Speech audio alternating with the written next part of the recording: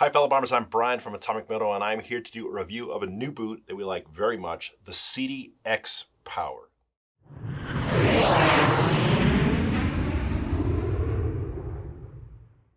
The X Power is a new model in the Sidi line. It's kind of buried in the middle, hasn't gotten really a lot of hype, but it's really nice. It replaces the old X3, does a much better job than the X3. And it seems to me, almost by the way that they describe it, like they're aiming it at vet riders and also adventure and dual sport guys.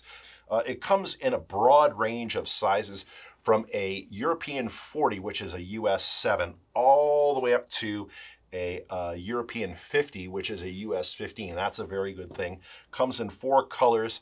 There's also a woman's version called the X Power Lay. The cool thing about these boots is they are quite light.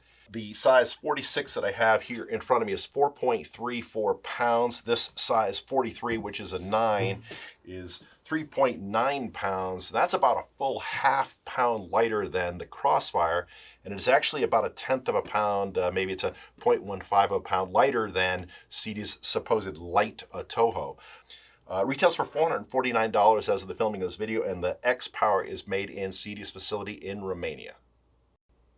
A little word about production in Romania, responding to someone who's out there, produced a video, very well-intentioned guy, but could not be off base more.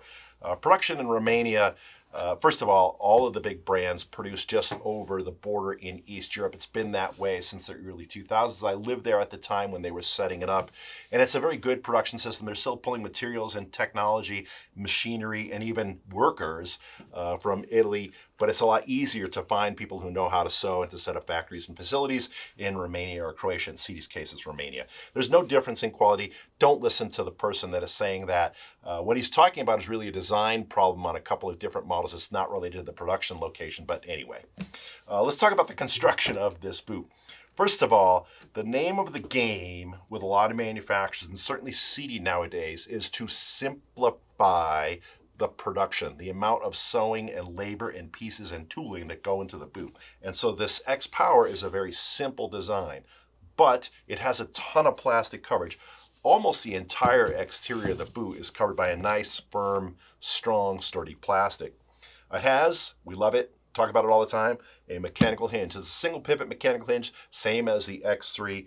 The pivot location, though, is actually quite good on this boot. We like the location of the pivot on this one more than some other models. It's a single pivot, one on the inner and one on the outer side. It's got a really nice flex. A big plastic piece here that comes up the inside of the boot, and it's kind of convex, and that is going to come into play in something I talk about later. Plastic over the toe, plastic around the heel, plastic up the back of the calf, a small protector over the Achilles, so if you get whacked by a foot peg, it's not going to cut through the PVC here and hurt you. 4 buckles. We talk about Sidi's buckles all the time. They're excellent. It is a set and forget design where on the female strap, you pull it out, you twist it, pop 1, 2, and then you can adjust the buckle in and out, and then you twist it again to pop them back into place, and now that strap length has been set and you can forget about it. Another thing that we really like, and that is a Welt Sole, a stitched on sole.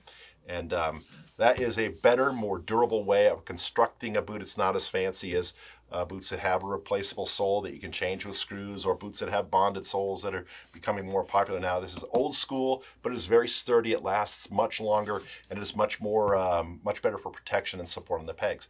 One cool thing about the sole for those people that are riding off-road or getting on and off their bikes a lot, it is technically a motocross sole, but it has a fair bit of directional ridges here on the sole, and it has a good amount of grip, more than most other pure off-road soles.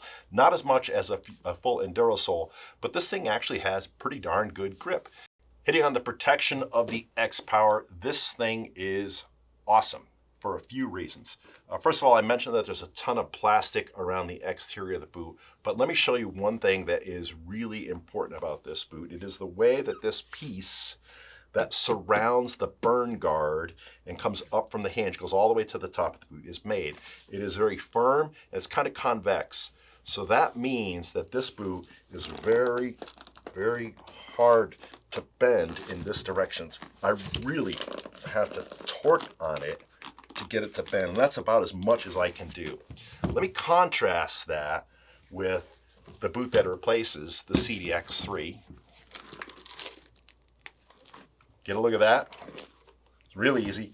The X3 was all leather, almost all leather and synthetic materials from the ankle pivot up. So it's super easy to fold, super easy to bend. And even the Crossfire, which is a pretty popular boot, is pretty easy to bend. I can't do that with an X Power. You just can't. It's super sturdy. So why is that good? Well, this is, first of all, this is something that only a few other boots have.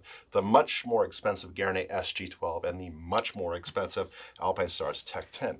But this is great for protecting the tib fib in case you put your foot in a hole and something pushes you down and tries to bend your leg, this way, or you're falling and the bike is landing on you, or you're having maybe a saddlebag falling on you. So this boot is a huge step up in lateral protection compared to certainly the X3. And in that one angle, that one axis, it actually has more protection than the Crossfire. A very important topic is, how do they fit? Well, the X Power is a boot that we love the fit of. First of all, it is wide. Let me show you on actually this size 9 here if I can. This boot has, let me show you on camera too, has a lot of width in the forefoot, and it actually has a little bit more vertical volume, if you can see that, zoom in on this.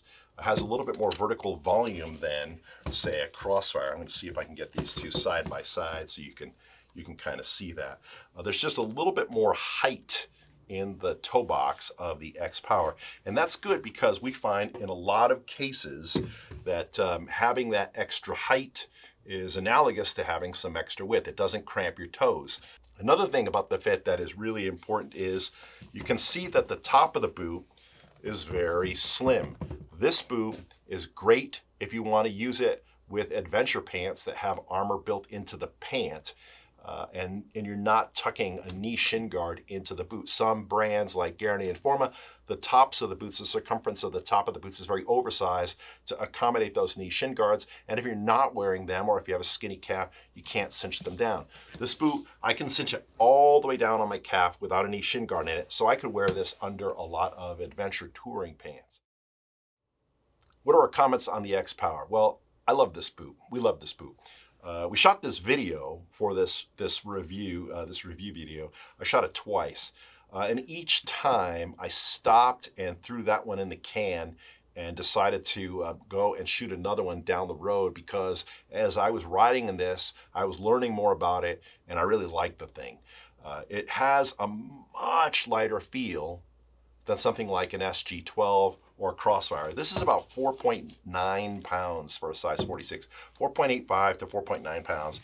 This is about 4.34. It's about 0.6 of a pound, 5 to 0.6 of a pound, more than half a pound lighter. And you really notice that. On the other hand, it steps up the amount of protection. It's got a great wide fit, really comfortable, easier to get on and off the bike if you've got a tall seat and are short like me. And the simple design is something that I really appreciate. This thing, the Crossfire, it's a great boot, but it has a ton of pieces. It was probably a nightmare for them to manufacture, and probably even more a nightmare for them to hold the price. This is a much more efficient and effective design, very clever, but it functions great. The sole design on it is really nice. Like I said, it's got some nice grip to it. That's a really good thing. And just the overall boot just screams of quality. You know, it's funny because there's not a lot of hype about this boot, but this boot is awesome. It is actually my favorite boot in the Sidi line. It's light, it's protective, it's simple, it's got great Sidi quality. It's great for people that are adventure riding and don't want a big honking upper calf area when they're wearing them with an adventure pant that has a knee shin guard built into the pant. Everything about it is really good, and it's a huge upgrade over the X3. And so I actually, for the moment, have replaced my SG12s with these. I sold off my SG12s, and I'm going to ride in these for the next 6 to 12 months and kind of get accustomed to them and see how they last long term. Still love SG12s. That's a fantastic boot, but this is my favorite boot in the Sidi line now, and so you should definitely check it out. And with that, I'm going to wrap this up. We are Atomic-Moto, www.atomic-moto.com, home of the Bombers. Don't forget to like, subscribe, and ring the bell for catching us on future videos. And as I like to say at the end of each one of these, hope to see you out on your bike.